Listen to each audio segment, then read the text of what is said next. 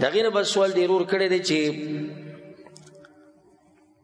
استخاري مونځ دا څنګه په څه طریقه باندې د استخاري د منځه مسایل دا خو تفصیلي مسایل خو مختصر به تاسو ته بیان کړو. استخاره په اصل کې په اصطلاح کې د مطلب طلب الاختیار، یعنی یو شی غوره کول. مطلب دا چې زما د سوچ او فکر او اراده هغه شي ته ووړي چې د الله خوښه ده، دې ته استخاره وایي. یعنی دعا غوښته چې یا الله زما د زړه یو طرف ته مطمئن کې چې ته پرې راځي. او د علماو په دې باندې اجماع ده چې د سنت طریقه ده.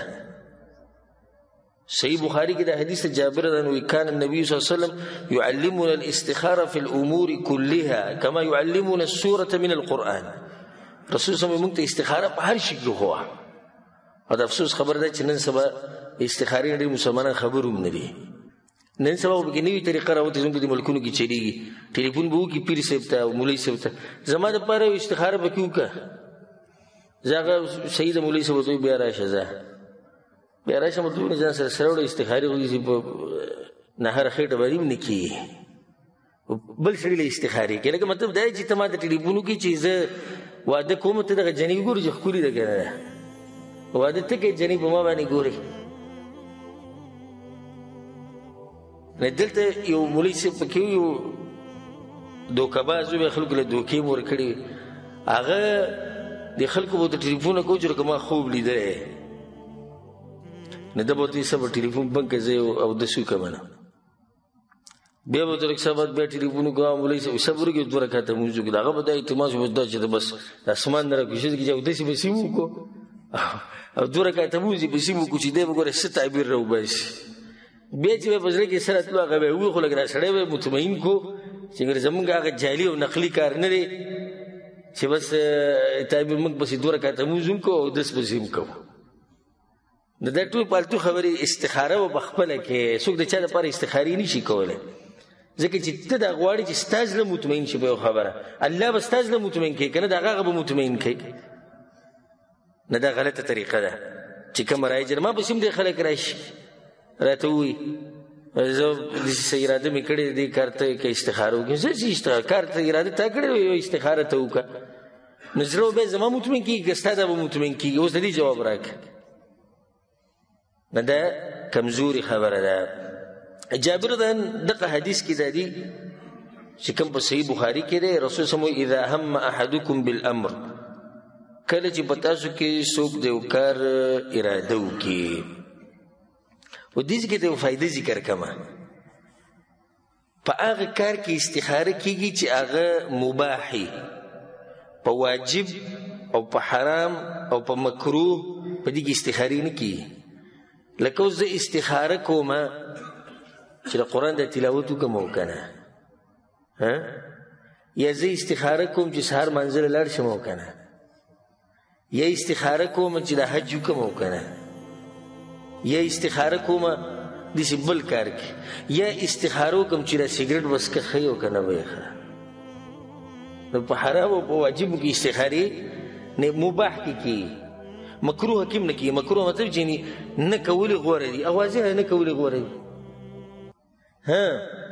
داسې کېدی شي چې یو کار سنتي یعنی نه واجب دی نه مباح دی او نه مکروه دی او نه حرام دی، خو سنت طریقه یعنی غوره طریقه ده.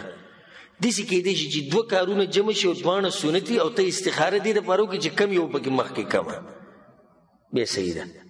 او په واجب کې کله نه کله استخاره کېدی شي. مثال لکه یو سړی حج له ځي او خبر شو چې په لاره باندې ډاکوان راوتي دي او دنیا حاجیانو نه مالونه واغوستو صاحب پکې مړم کړو.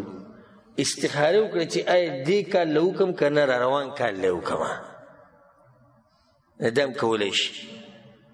او دا مې تاسو ته د فایدې لپاره دا خبره ذکر کړه.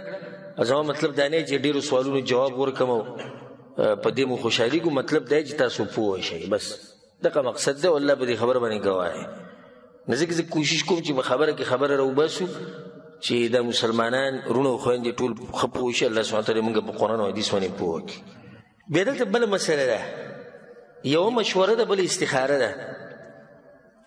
استخاره به مخکې کې که مشوره به مخکې کې دي کې د علماو اقوال دي راجح قول او واضح او مضبوط هغه دا دی چې د استخارې نه مخکې به مشوره کې او مشوره به د نیکانو د هوښیارو خلکو سره کې. اوس مثال کې ته لاړې په یو بېدینه پسې نه الله پېژني نه الله پیغمبر پېژني هغه نه مشوره لري نه به د لازم داسې مشوره کېدي چې درکې شریعت خلاف ځکه خو د الله نه یېرېږي نه اول به مشوره ویلي د هغې نه بعد استخاره وکړو د الله سره انسانانو نه د هوښیارو خلکو نه د مشوره اوس الله ته خبره پرې چې الله څه وایي.